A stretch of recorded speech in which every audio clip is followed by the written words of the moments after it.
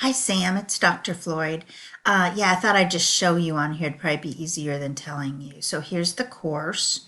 Start here, get you to the landing page. And then you have to scroll all the way down to McGraw-Hill Connect. Click on that.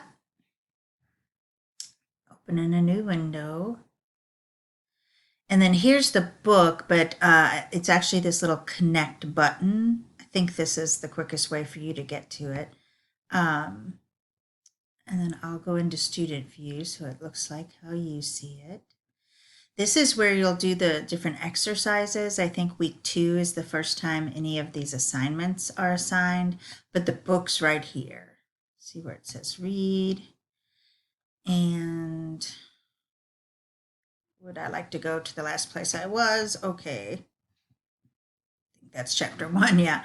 And so that's how you get in. There's somewhere an option to download the app, and then you could read it on your phone.